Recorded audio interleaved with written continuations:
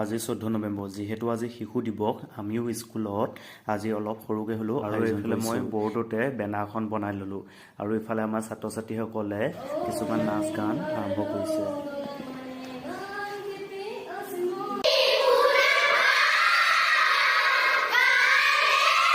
Amazing!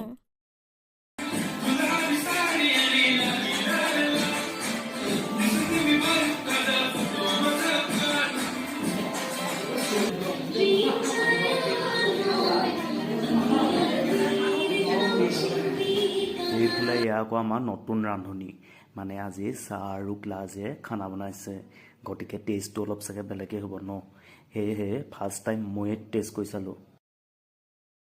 পিছে বেয়া হোৱা নাই, ভালেই হৈছে বাৰু।